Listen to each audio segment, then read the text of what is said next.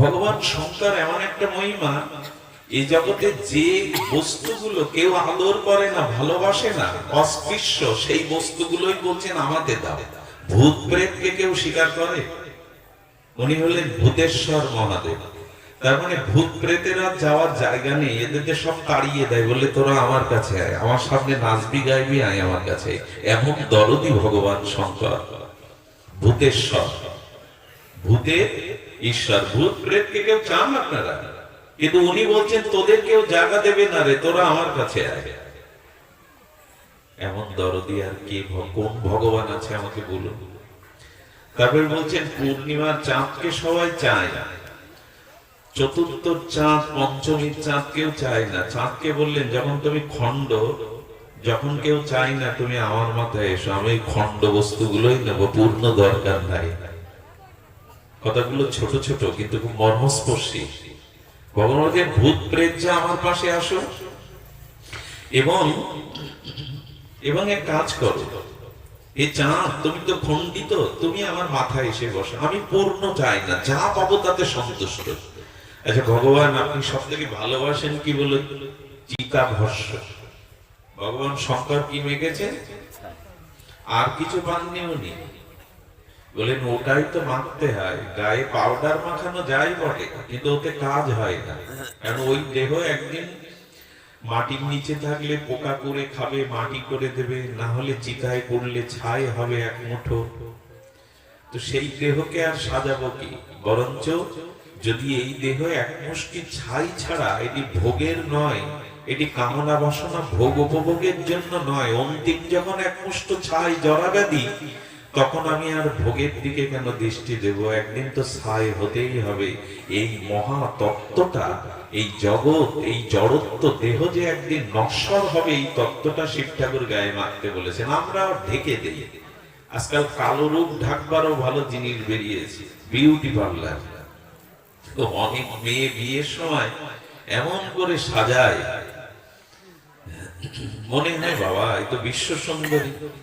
ছেলেদেরও এরকম সাজিয়ে দেয় বিউটি পার্লারে, কালো বোঝার উপায় নেই। কালো খারাপ না, কিন্তু ঢাকবেন কেন তাহলে? আমার গুণ, আমার মহিমা আপনি ঢাকবেন কেন? আজকাল ঢাকার যুগ এসে গেছে। বাবা তোর মাথায় ঘা, তুই বড় চুল রেখেছিস, ব্যথা যন্ত্রণা এড়াতে পারবি তো? চুল রেখে কি লাভ যদি মাথায় ঘা থাকে? আমাদের দুরবস্থা, চুল থাকলো না দেখো, ব্যথা সহ্য করি। কপটতার যুগ এসে গেছে। অনেকে এবার বিয়ের বিদায়ের সময়, কাঁদবার সময় বোঝা যায় রং তো সে রং না, চোখের জলে যখন ওইগুলো উঠে যায় বোঝা যায় তো সে রং না। এগুলো কি দরকার? তোমার গুণ থাকলে তোমাকে সবাই ভালোবাসবে, তুমি নিজের জায়গা তৈরি করে নিতে পারবে। বাইরে ঢেকে ঢুকে কি লাভ? আর এই ঢাকতে গিয়েই আমাদের মাঝে আসে কপটতা। এই জন্য ভগবান শঙ্কর চিতাটা কপালে ললাটে মেখে নিয়েছেন। নানা তোমার দেহের পরিণামটা এক মুঠো ছাই, এ তো তুমি অস্বীকার করতে পারবে না। যারা বৃদ্ধ বারান্দায় মলমূত্র ত্যাগ করে তাদের দিকে চেয়ে দেখো কি দুরবস্থা। তুমি তো ওই বৃদ্ধত্ব জরাব্যাধিতে আসতে যাচ্ছে, এত সাজন বোঝান কি দরকার? ভগবান শিব একবার চিতার ছাই মেখে জগৎকে এই তত্ত্ব জানালেন। আমরা এই তত্ত্ব আর জেনেছি। ভগবান শঙ্কর বলছেন না দেখো, এই জগৎ সংসারে বিপদ আসতে পারে, অপমান আসতে পারে, পরিস্থিতি বহু রকম হতে পারে, তুমি শান্ত থাকো। শিবায় শান্তায় কারণাত্রয় হে তবে, শিবায় শান্তায় কারণ তবে হে তবে। ভগবান শিব হলো শান্ত। যে পরিস্থিতি তোমার জীবনে আসে, কোন একটা মঙ্গল সংবাদ নিয়ে আসছে, কর্মফল ভোগের জন্য আসছে, তুমি শান্ত থাকো। বলে তার দৃষ্টান্ত কোথায়? বলে দেখুন, চাঁদের ভালো নাম কি? ভগবান শিব বলছেন বিষম থেকে বিষম পরিস্থিতিতেও শান্ত থাকা যায়। চাঁদের আর এক নাম কি? সুধাকর। সুধাকর মানে চন্দ্র তো দেবতা, উনিও অমৃত পান করেছিলেন।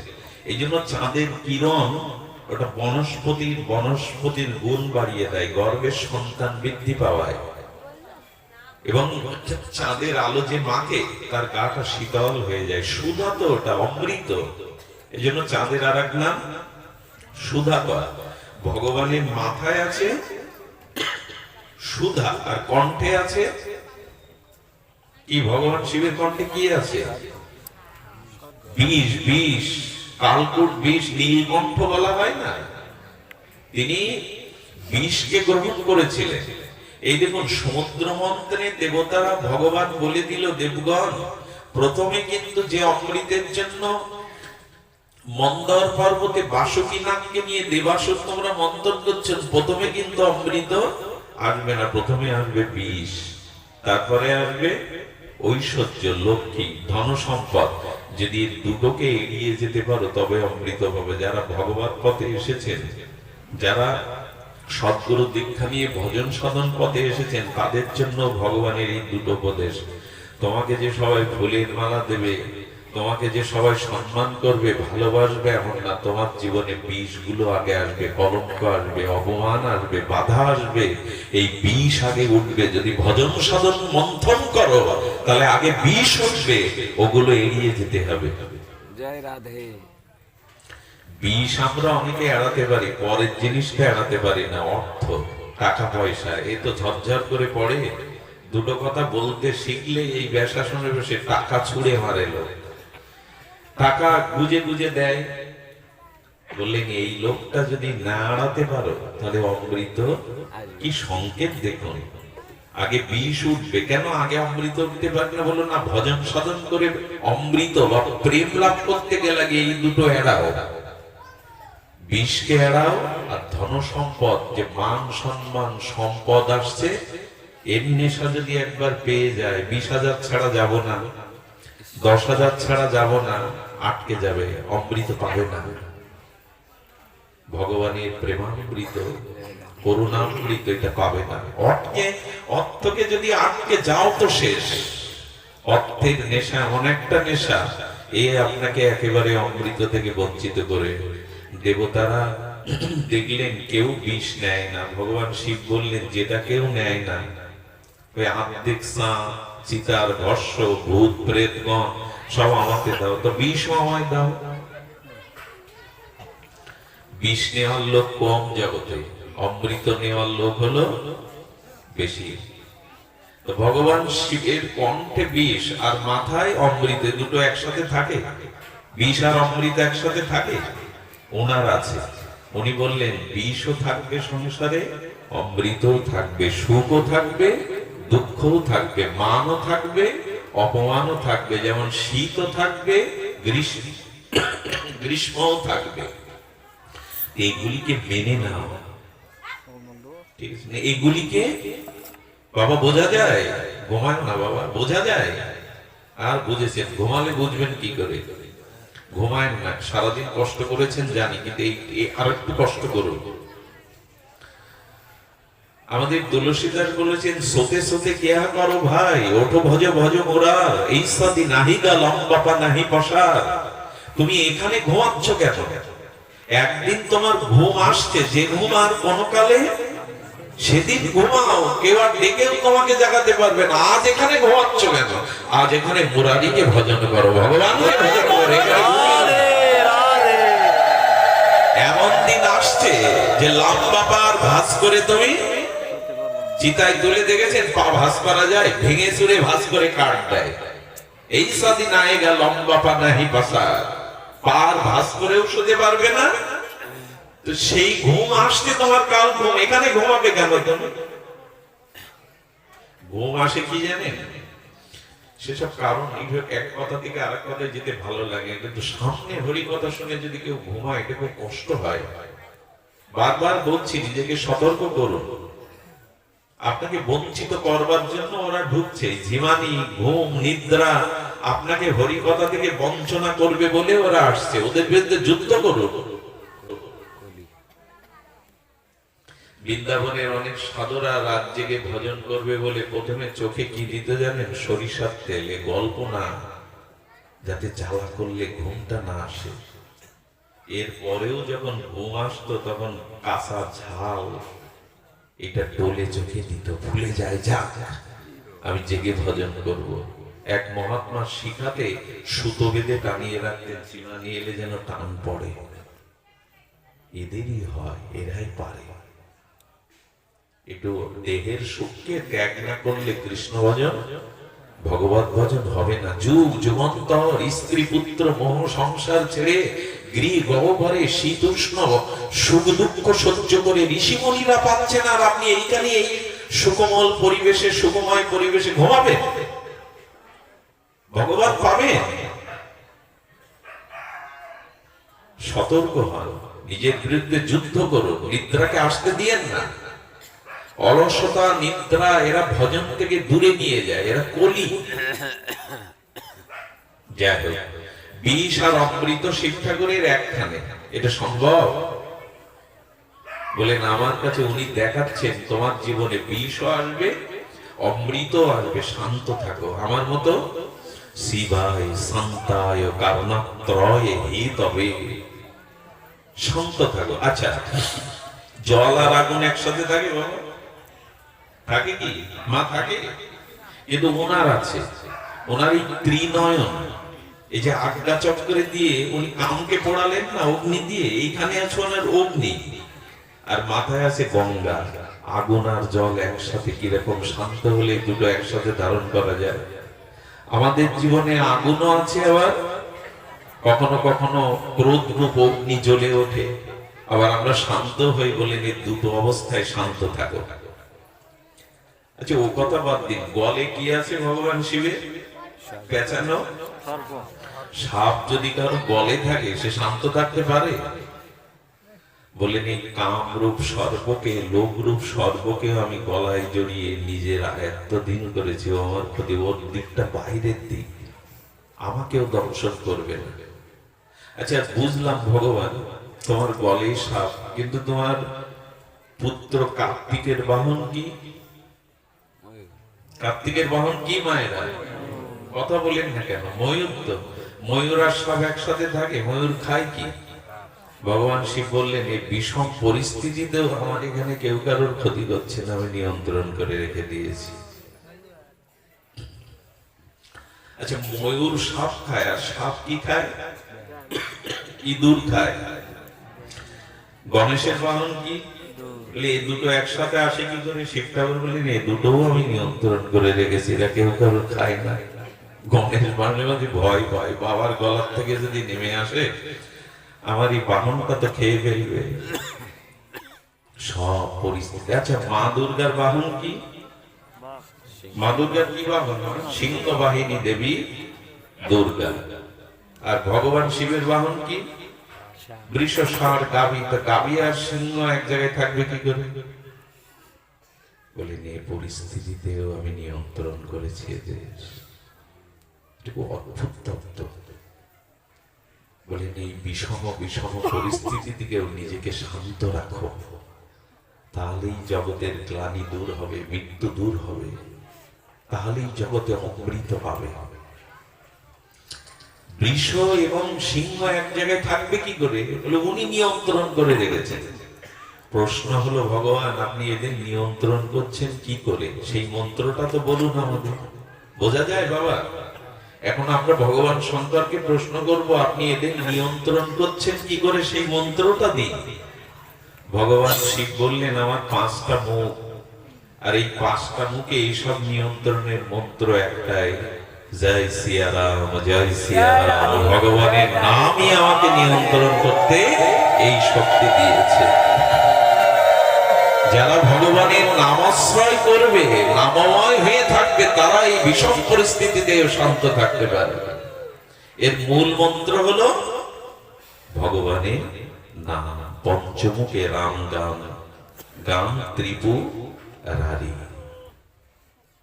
আহা, ভগবান রামের মহিমায় ভগবান শঙ্কর ধ্যানমগ্ন।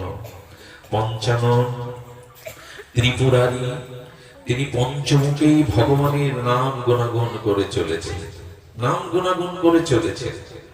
আরো কি জানেন? দেখুন, তিনি সতীকে কাছে নিয়ে বলছেন সতী চলো। কোথায়? হলো অগস্ত্যের আশ্রমে। যোগা বশিষ্ঠ রামায়ণ যারা পড়েছেন দেখবেন ভগবান শঙ্কর উনি বৈষ্ণবনাম যথাসম্ভ, উনি ভাগবত প্রথম জগতে প্রকাশ করেছেন। উনি শুনতে যাচ্ছেন রাম কথা, কার কাছে? অগস্ত্য ঋষির কাছে। তার মানে কি সংকেত দিল? আমি পাঠক, আমি কারো পাঠ শুনতে যাব না। আমাদের একটা অভিমান আছে, দেখবেন নামের দলরা নাম কীর্তন করার পর যখন পাঠ শুরু হয় উঠে অধিকাংশ কীর্তনীয়রা চলে যায়। আমরা তো একটা করলাম, এখন উনি করুক, আমরা একটু বিশ্রাম নিয়ে আসি, এরকম না। আমি যেমন হরি নাম কীর্তন করি তেমন হরি কথা আমাকে শুনতে হবে। আমি বক্তা, আমার পাঠ শেষ আর একজন উঠবে, আমি বসে শুনবো, আমার একটা মর্যাদা আছে না? এই সব কাল যদি মাথায় ঢোকে তাহলে আপনি গেছেন, বালুচরে পড়ে গেছেন। খরিঞ্চি রাধা গোবিন্দ সেবাশ্রমে আমি প্রতি মাঘ মাসে একবার একটু আসার চেষ্টা করি। বাবার আহ্বানে আমি দেখেছিলাম বিশ্ববন্দিত পাবন পদরেণু কেশু উপকণ্ঠের বৈষ্ণব চূড়ামণি নিত্য লীলা প্রবিষ্ট ছিল মুরারি মোহন দাস বাবাজি। কয়েক জায়গায় আমার ভাগ্য যে আমি পাঠ করছি, আমি দেখতে পাইনি, বুঝতে পারিনি, উনি মাটিতে পেছনে সবার পেছনে এসে বসে গেছেন হরি কথা শোনার জন্য। ওনাদের একটা নখের তুল্য আমরা, বিচারে ওনাদের একটা লোমকূপের তুল্য আমরা। বসে বসে হরি কথাতে অশ্রু বিসর্জন করছেন, ভাবাবিষ্ট হয়ে পড়ছেন। ব্যাসদেব বসছেন, ব্যাসের পিতা পরাশর বসেছেন, পরাশরের পিতা বশিষ্ঠ বসে কার কথা শুনছেন? 12 বছরের সুখদেব। বাবা বসে আছে, বশিষ্ঠ, ব্যাস, পরাশর, মৃত্যুঞ্জয় ঋষিগণ। দাদা বলছিলেন যারা মৃত্যুকে জয় করেছে, তপস্বী, মহর্ষি, দেবর্ষি সব এসে এসে শুনছেন। বলছেন 12 বছরের সুখদেব। এরকম অভিমান মানায় আমি বড় পাঠক, কে পাঠ করছে আমি সামনে বসে শুনি? ভগবান শঙ্কর সতীকে সাথে নিয়ে অগস্ত্য ঋষির আশ্রমে রাম কথা শোনা, ভাগবত শোনার জন্য যাচ্ছেন। গিয়ে অনুরোধ করছেন আপনি শোনান। অগস্ত্য ঋষি পাঠ বিশ্রাম দিলেন। ভগবান শঙ্কর বলল পিপাসা মিটল না, হরি কথার যে পিপাসা, অদম্য পিপাসা মিটল না। ঋষিকে প্রণাম করলেন, কিছু দক্ষিণা দিলেন। এই জন্য ভগবানের মন্দিরে গেলে, সাধু গুরু দর্শনে গেলে হাতে একটা ফুল, ফল, একটা টাকা, যাহাই কিছু নিতে হয়। উনি প্রণাম করে অগস্ত্য ঋষির কাছে বলছেন আমি কি দক্ষিণা দেব আপনায়? ভগবান শঙ্কর আর সতী বলছেন হরি কথা শুনলে দক্ষিণা দিতে হয়, কি দেব আপনাকে? অগস্ত্য ঋষি হাত জোর করে বলছেন হে ভগবান শঙ্কর, আপনি আপনার ভগবত প্রেম দক্ষিণা রূপে আমায় দিন। আপনার ভিতরে যে ভগবত প্রেম আছে ওটা আমায় দিন, ভগবত প্রেম আপনি আমায় দিন। অগস্ত্য ঋষি বলছেন যারা ভগবত কথা শ্রদ্ধালু হয়ে শ্রদ্ধা চিত্রে শ্রবণ করে তাদের ফল কি আছে? আপনার এই যে শুনতে এসছেন এতে ফল কি হলো? ভাগবত কথা শ্রবণের ফল হলো সেই ভাগবত উত্তম, ভাগবত সাক্ষাৎকার হয়ে যায়, তাদের ভগবানের দর্শন সে পেয়ে যায়। এ দেখুন সতীকে নিয়ে আসছেন আর দেখছেন তখন সীতাহারা হয়ে রাম ওই বনে পরিভ্রমণ করছেন। সামনে রাম ভগবানকে দর্শন করে আর ভগবান শঙ্কর লুটিয়ে পড়লেন। রামও প্রণাম করলেন ভগবান শঙ্করকে, দুইজন দুইজনকে গুরু বলে মানে, অথচ জপ করে, প্রণাম করলেন। তার মানে কি অগস্ত্যের কাছে রাম গুণগান শুনলেন আর কিছু দূরে সে রামকে সাক্ষাৎকার পেয়ে গেলেন। যারা হরি কথা শ্রদ্ধায় শোনে হরি প্রাপ্তি তাদের আর বিলম্ব হয় না, ভগবানকে তারা পেয়েই যায়, হরি কথাই হরির কাছে নিয়ে যায়। বিভীষণ রাক্ষসপুরীতে তার প্রেম ভক্তি তেমন নাই, কিন্তু হনুমানের কথায়, হনুমানের শ্রীমুখে রামচরিত শ্রবণের সাথে সাথে তিনি লঙ্কা ত্যাগ করে রাবণকে, সজ্জনকে ত্যাগ করে রামের চরণে বলেন হনুমানের মুখে আপনার কথাই আপনার চরণে আমাকে পৌঁছে দিয়েছে। হরি কথাই হরির কাছে নিয়ে যায়।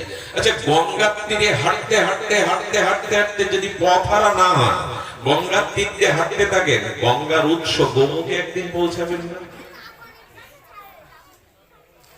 এই যারা পেছনে আছো ওদের একটু, গঙ্গার তীর দিয়ে হাঁটতে হাঁটতে যদি পথ হারা না হয় একদিন কোথায় পৌঁছে যাবেন? গঙ্গার উৎস যেখানে, হরি কথার কুল দিয়ে হাঁটতে থাকুন, একদিন হরির চরণই পেয়ে যাবেন। এই হলো বিধি। হরি কথা যারা শ্রবণ করে, হরি কথার অমৃত গঙ্গার ধার দিয়ে যারা সারা জীবন চলে, তারা হরি চরণে যাবেই যাবে, পাবেই পাবে। এই হলো হরি কথার ফলশ্রুতি। ভগবান শঙ্কর রামচন্দ্রকে পেয়ে গেলেন, কিন্তু পার্বতী কি হলো, সতীর মনে একটা সংশয়। খুব রহস্যময় ঘটনা শোনো। সতীর মনে একটা সংশয় দেখা, বউ হারিয়ে যিনি কাঁদে, যিনি ভগবান হন কি করে?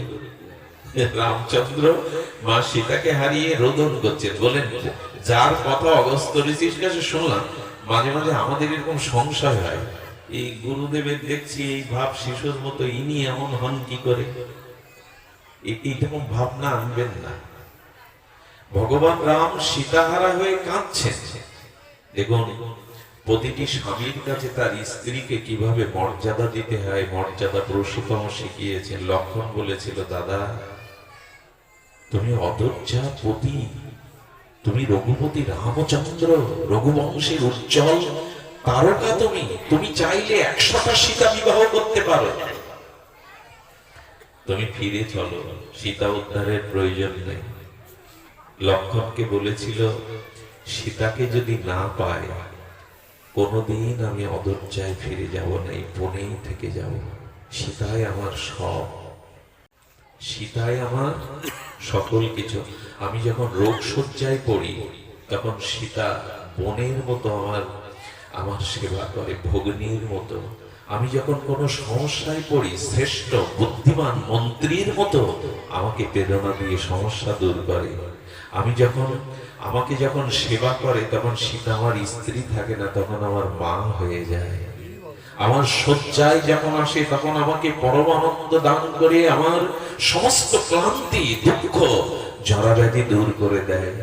সীতা আমার প্রাণ, সীতাকে ছাড়া আমি অযোধ্যায়। এরকম ভালোবাসা যদি জানে, একটা কথা বলি, অপরাধ নেবেন না, যারা বিবাহ করেছি আমরা বা সংসার করেছি, ওই এক স্ত্রীতেই যদি কোনো পুরুষ সারাটা জীবন এক মনা হয়ে থাকতে পারে, অন্যদিকে দৃষ্টি না দেয়, আমি লিখে দিতে পারি, এককে আশ্রয় করলে একদিন এককে পাওয়া যায়। ভগবান এই কমে দ্বিতীয়কে পাওয়া যায়।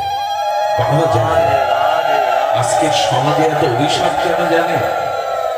আজকের সমাজে এত অভিশাপ কেন জানেন? একজনকে অগ্নি সাক্ষী করে এনেছে, কিন্তু মন তাতে রাখতে পারলাম না, এই জন্য আমরা এককে পাই না।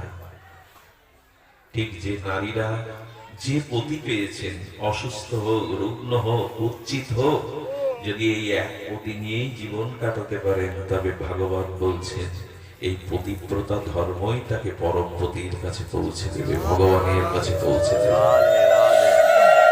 আজকের এই কথাটা খুব জোর দিয়ে বলার প্রয়োজন। আজ আমরা একমুখী থাকতে পারছি না, এই জন্য শূর্পণখা তো শূর্পণখা রূপে আসেনি, অপরূপ সুন্দরী যৌবনাবতী হয়ে এসেছিল। রাম পারত না, দশরথের তো 3টে বিয়ে, তখন এর রাজারা শত শত বিয়ে করত, রাম পারত না। এইসব শাস্ত্রের বাণীগুলো এখন আমরা মুখস্থর মতো পড়ে যায়, কিন্তু অনুধাবন করি না কি বোঝাতে চাইলো ভগবান। এককে নিয়ে সন্তুষ্ট থাকো, তাতে যা পেয়েছো তোমার ভাগ্য ফলে, তোমার কর্মগুণে, তাতেই সন্তুষ্ট থাকো। আজকে মানুষের জীবনে অস্থিরতা, অভিশাপ হলো এই এককে বাদ দিয়ে আমরা বহুমুখী হয়ে গেছি। কথাটা খুব ভেঙে বললাম না, যা পেয়েছি তাকে নিয়ে সন্তুষ্ট থাকা উচিত। রামচন্দ্র কাঁদছেন, সতী বিশ্বাস করতে পারলেন না, ইনি ভগবান হন কি করে? বউ হারিয়ে যিনি কাঁদেন। আমাদের দেশে কি অবস্থা করুনদা, সোমরা, একজন চলে গেলে মনে মনে একটু চোখে জল আসে, নোনা জল, 3 মাস পরে আবার আরেকজনের হাত ধরে। আমি আপনাদের একটা জিনিস লিখে দিতে পারি, যদি না পারেন জীবনে, যদি খুব কষ্ট হয়, তবে দ্বিতীয় বিবাহে যারা করেছে তাদের জীবন শান্তিময় কখনো হয়নি। প্রয়োজন আছে হয়তো, শাস্ত্রও বলেছে, তবে প্রথম স্ত্রীর অনুমতি যদি থাকে, সে যদি হাত ধরে এই অনুমতি দেয়, সেটা একটা ব্যবস্থা আছে। আছে অনেক নারী এরকম আছে, সন্তান দিতে পারেনি স্বামীকে, তো আর একজনকেই ঘরে আনে, সহসা সহস্যে অনুমতি দিয়ে আনে। এরকম ত্যাগ আছে অনেক নারী, সেটা আলাদা কথা। দ্বিতীয় বিবাহ কারো জীবনে খুব সুখময় হয় না। এই জন্য ওই শ্মশানে কাঁদি বটে, আর কারো হাত ধরবো না, আর কাউকে ভালোবাসবো না। আমাদের দুর্দশা হলো 3 মাস যেতেই একাকী বাঁচা যায়, একাকী সংসার করে, কত অজুহাত চলে আসে। এই জন্য রাম সীতাহারা হয়ে কাঁদছেন। সতী বললেন, এই তোমার ভগবান? বউ হারিয়েছে, কাঁদে সে ভগবান হয়? সংশয় সংশয় আত্মা বিনাশ সত্যি। তখন বলছেন, ভগবান কিনা অগস্ত্য ঋষির কাছে রামচরিত শুনে এলাম, আমি একটু পরীক্ষা নেই। পরীক্ষা নেওয়ার ক্ষমতা আছে তো, সতীর ক্ষমতা আছে না? আমি একটু পরীক্ষা নিই, কি করেছে জানো মা? বলতে আনন্দ হয়, আপনাদের শুনতে কি হয় জানি না, লোকগুলো খাড়া দিয়ে ওঠে। কি সতী তখন বলছেন, আমি সীতা হয়েও সামনে যাই দেখি কিরকম ভগবান। সতী তখন মা জানকী রূপ ধরে, সীতার রূপ ধরে রামের সামনে। একটু আগে রামচন্দ্র কাঁদছিলেন, এখন খিলখিল করে হাসছেন, অমিয় হাসির ছটা ঝরে পড়ছে। পার্বতী রূপ সীতা বলছেন, প্রভু হাসছেন। বললেন, মা ক্ষমা করো, তোমার এটা মানায় না মা। তুমি কেন সীতার রূপ ধরে আমার সামনে আসছো? সতীর মুখটা নিচে হয়ে গেল, কাকে পরীক্ষা করতে এসেছি? ইনি ভগবান। বাইরে গিয়ে কারো বিচার করতে নেই সহসা, এটা ভেতরের। বাইরে গিয়ে আমরা বিচার করে বসি, একটু ভেতরে বিচারটা করতে হয় মাঝে মাঝে। সতী নিজেকে খুব লজ্জিত মনে করলেন, আর সেই লজ্জা পেয়ে স্বামী শিবের কথা না শুনে দক্ষের যজ্ঞে শিব ঠাকুর কিন্তু নিষেধ করেছিল, আমার নিমন্ত্রণ হয়নি, তোমাকে অপমান করবে, যেও না। মাঝে মাঝে মা বাবাদের কথা একটু শুনবে, আর বাবারা মাঝে মাঝে মায়ের কথা শুনলে মঙ্গলই হবে, কিন্তু কেউ কাউকে আজকাল মূল্যায়ন করে না। আমি যা বুঝি তাই করব, এরকম না হয় ভালো। না হয় ভালো হলে কি হলো দেখুন, কত করে বোঝালো ভগবান শঙ্কর, সতী যেও না, ওখানে তোমায় অপমানিত হতে হবে, তুমি সহ্য করতে পারবে না। এই জন্য সতী অপমান বোধ করে আর যোগাগ্নি নিজে অগ্নি সৃষ্টি করলেন যোগ বলে, তাতেই পড়ে মরলেন। এখানে একটা কথা কি বললো জানেন ভগবান? তোমার সামনে যদি স্বামী নিন্দা, গুরু নিন্দা, ভক্ত নিন্দা কেউ করে, 3টে কাজ না করলে তোমার পূর্ব বর্তমান ধর্ম সব নষ্ট হয়ে যাবে। প্রথমত, যে গুরু নিন্দা করছে, স্বামী নিন্দা করছে, তার জিভ কেটে নিতে হবে। ভাগবত বলছেন, আমরা সেটা পারবো না। ওটা রাজা পারে, বিচারক পারে, আমরা পারবো? ওটা হবে না, ওই খাটাতে যাবে না। দ্বিতীয় কি, নিজে মরতে হবে ওই কথা শুনে। কারণ গুরু নিন্দা, ভক্ত নিন্দা সামনে শোনা মানে মরতে। এই জন্য সতী দেখলেন, আমি তো বাবার জিহ্বা কাটতে পারবো না, আমাকেই মরতে হবে। যোগাগ্নি সৃষ্টি করে ওখানে আত্মহত্যা দিলেন। এটাও আমরা পারবো না, দ্বিতীয়টা পারা যাবে। আর এটা যদি না পারেন, জানতে হবে আপনার ভিতরে ধর্ম বলে, আদর্শ বলে আপনার মধ্যে কিচ্ছু নেই, এবং পূর্বে বর্তমানে যা যা ধর্মকর্ম করেছেন সব নাশ হয়ে যাবে। যেখানে বৈষ্ণব নিন্দা, সৎ সাধু নিন্দা, গুরু নিন্দা হয়, সেই স্থানকে থুতু ফেলে ঘৃণা ভরে প্রতিবাদ করে যদি না চলে আসতে পারেন, জানবেন আপনার ভিতরে ভক্তি নেই। ওই স্থানকে ঘৃণা করে ক্রোধ ভরে চলে আসতে হবে। ঠাকুর মশাই বলেছেন, বৈষ্ণব বিদ্বেষীর প্রতি ক্রোধ করো, এটাই ধর্ম। ক্রোধকে নরকের দ্বার বলা হয়েছে, আবার ক্রোধকে বলা হয়েছে মুক্তি প্রেমের দ্বার।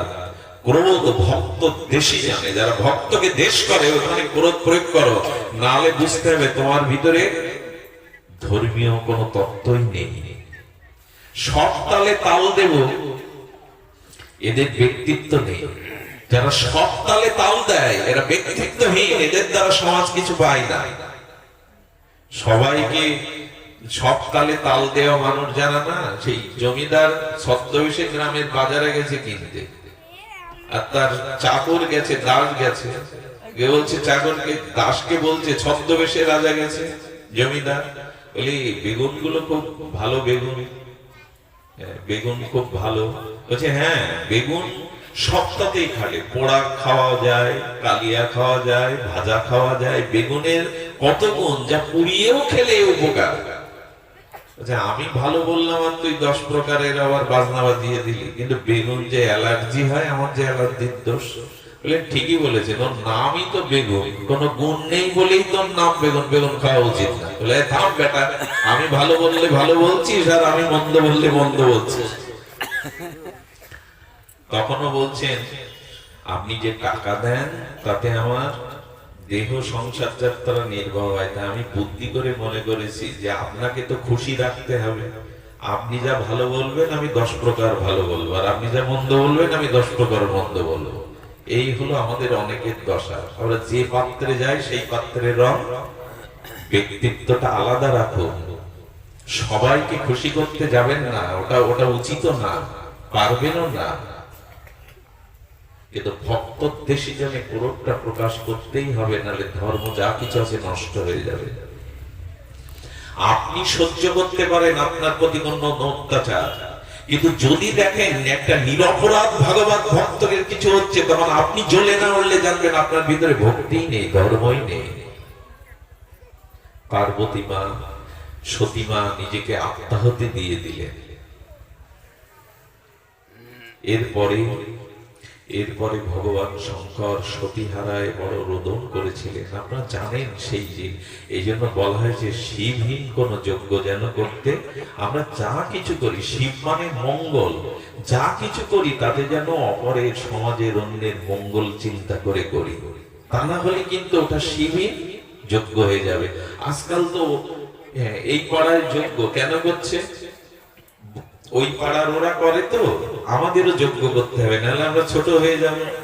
ওই পাড়ার প্যান্ডেল 50,000, আমাদের করতে হবে 80,000।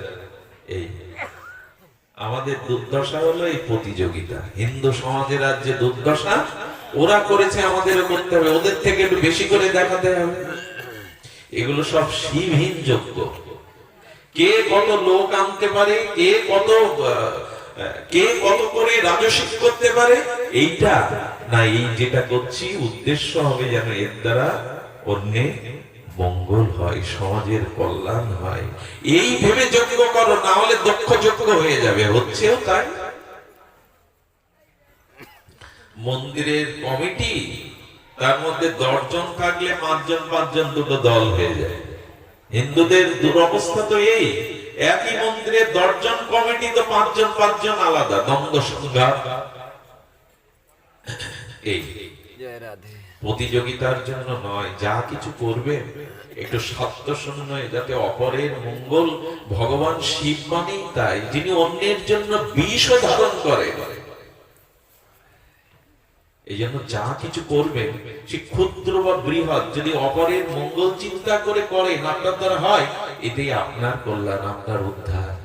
সব কাজের মধ্যে চিন্তা করতে হবে যে অপরের মঙ্গল, এটাই প্রকৃত যোগ্য। না হলে অপরকে দেখাবার জন্য, প্রতিযোগিতা করবার জন্য যা কিছু করা, এটা শিবির দক্ষ যোগ্য।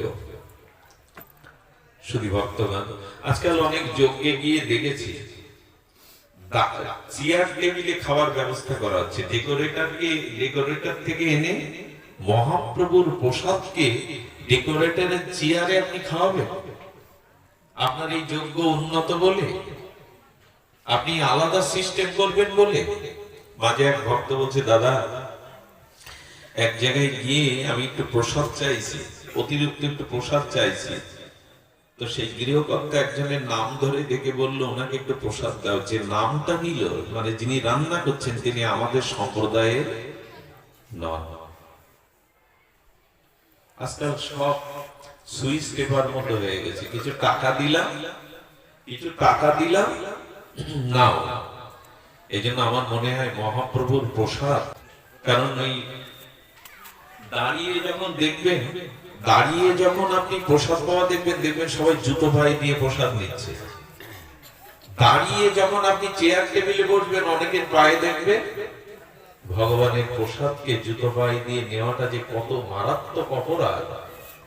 প্রসাদ গোবিন্দে নাম ব্রহ্মণি বৈষ্ণবে, প্রসাদ আর ভগবান এক। তাকে জুতো পায়ে দিয়ে অন্ন নেওয়া যায়? প্রসাদ বাদ দিন, অন্নকে জুতো পায়ে দিয়ে নেওয়া যায়? নেওয়া যায় না। এই জন্য শাস্ত্র বলে দিয়েছে এইসব ব্যবস্থাগুলো কতটুকু সুন্দর আজকাল আমাদের সামনে প্রশ্ন হিসাবে দেখা দিচ্ছে।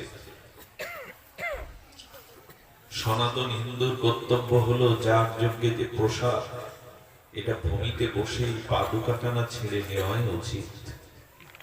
যাই হোক, অনেক জায়গার অনেক নিয়ম থাকতে পারে। আমরা যেন যজ্ঞগুলিকে যাতে মঙ্গল হয়, যাতে মানুষের কল্যাণ হয়, সেই দৃষ্টিকোণ থেকে করি।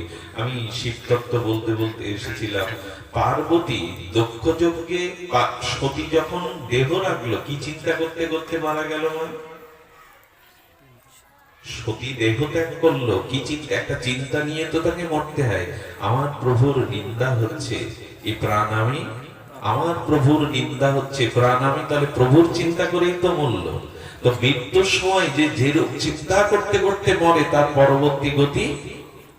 এই জন্য পর্বতরাজের কন্যা পরবর্তীতে গিরিজা বা পার্বতী হয়ে জন্ম নিলেন। মরার সময় ভগবানের শিবের চিন্তা করলেন, জন্ম থেকেই ভগবানের শিবের অর্ধাঙ্গিনী সহধর্মণিত্ব নিয়েই জন্মালেন। পার্বতী কতটা তপস্যা করেছিলেন জানেন? উত্তপদে। আর পর্বতরাজও মেয়ে রূপে পার্বতীকে পাবে বলে, ভগবতী শক্তিকে কন্যা রূপে পাবে বলে তিনিও সহস্র বছর তপস্যা করেছেন। এই একটা কথা একটু বলি, যারা সন্তান চান, যদি শয়তান না চেয়ে সন্তান চান, তাহলে এই দেখুন শিব পুরাণ কি বলছেন, তপস্যার দ্বারা যাদের জন্ম হয় তারা হয় সন্তান, আর কামের দ্বারা ভোগের দ্বারা যাদের জন্ম হয় এরা হয় শয়তান। সন্তান পাওয়ার জন্য ওটা তপস্যার ফসল। পার্বতী মাকে আদ্যা শক্তিকে কন্যা রূপে পাবে বলে পর্বতরাজ তিনি 1000 বছর উত্তপদে হেডমুন্ডে সাধনা করেছেন। উত্তপদে তার মানে শাস্ত্র কি বলছে? শাস্ত্র বলছে যে তপস্যার দ্বারা করো। সন্তান আদি আনয়ন করতে গেলে ওখানে তপস্যা চাই। আজ আর এই কথা বলে চারিদিকে যে দুরবস্থা ভোগবাসনা প্রবৃত্তির দ্বারা, এই জন্য আজকের দিনে জন্মাচ্ছে দুর্যোধন, যুধিষ্ঠির জন্মাচ্ছে খুব কম। কি বললাম বাবা? আজকের দিনে কামের দ্বারা যাদের জন্ম হয় তারা হলো দুর্যোধন, আর ভজনের দ্বারা যাদের জন্ম হয়, কুন্তী তো তপস্যা করেই পেয়েছিলেন এদের। তপস্যার পর দুর্বাসার কাছে কুন্তী পেয়েছিলেন না, তপস্যার ফসল তো পঞ্চপাণ্ডব। এই জন্য এখন ছোট বড় মাঝারি দুর্যোধন পাওয়া যাবে, কিন্তু যুধিষ্ঠির পাওয়া খুব বোঝা যায় মা। আচ্ছা, দুর্যোধন কারা? দুর্যোধন তারাই যারা সব বস্তুর মধ্যে দাবি করে এটা আমার, এই জগতে যা কিছু ভালো সুন্দর সব আমার। দুর্যোধন, আচ্ছা হস্তিনাপুর পাণ্ডবদের অধিকার না? যুধিষ্ঠির বড় না? কিন্তু দুর্যোধন কি বলে বসলো? হস্তিনাপুর আমার, আমি যুবরাজ। দুর্যোধন কারা? যারা সবকিছুর মধ্যে দাবি করে সব আমার। আচ্ছা বাবা, নিয়ে নিলি তুই মহামানী দুর্যোধন, নিয়ে নিলি হস্তিনাপুর। ভগবান কৃপা করে বিশ্বকর্ম দিয়ে আজকে যেটা দিল্লি ইন্দ্রপ্রস্থে, এইখানে পাণ্ডবদের ইন্দ্রপ্রস্থ তৈরি করে দিল। ওটা সৌন্দর্য থেকে দুর্যোধন দাবি করলে এটাও আমার হতে হবে, সব আমার। এমনকি দ্রৌপদীকেও বস্ত্র হরণের জন্য পিছপা হয়নি, ওকেও আমার উরুর উপরে বসাও, উলঙ্গ করে আমার উপরেরও বসাও, ওকে আমার হতে হবে, সব আমার। শুধু কি তাই? এই আমার করতে করতে কুরুক্ষেত্র বাঁধিয়েছিল কে? খুব মার্মিক কথা, এটা নোট করে নিন। কুরুক্ষেত্র বাঁধিয়েছিল কে? এই দুর্যোধনই, যারা জগতে সবকিছুতে দাবি করে আমার আমার, অভিমান অহংকারে অসজ্ঞানে মনে করে আমার, এরাই ধীরে ধীরে কুরুক্ষেত্র বাঁধায় সংসারে। এরাই কুরুক্ষেত্র বাঁধায়। আর এদের পরিণতি কি হয়? সেই সন্ধ্যার আধারে ভীমের গদার আঘাতে এরা সন্ধ্যার অন্ধকারে সব সজ্জন হারিয়ে ছটফট করে মরে। এদের পরিণতি হয় কি অদ্ভুত! ব্যাসদেব তত্ত্ব লিখেছেন। মহাভারতে বলছে সন্ধ্যার সময় বধ হয় দুর্যোধন, উরুতে আঘাত করে ভীম গদা দিয়ে, ওইখানে যন্ত্রণা কাতর হতে ছটফট করতে করতে দুর্যোধন মরে। বলো, জগতে যারা সব দাবি করে আমার আমার, অসজ্ঞান অহংকারে, এরা একদিন আঘাতে সন্ধ্যার অন্ধকারে ডুবুরে ডুবুরে ব্যথা পেয়ে মরে। যুধিষ্ঠিরকে দুর্যোধন সেই যে বলে সব আমার, আর যুধিষ্ঠিরকে যে বলে সব গোবিন্দের, আমার কিছুই না। যে বলে সব গোবিন্দের, আমার এই জগতে বলে কিছু নেই, প্রভু সব তোমার।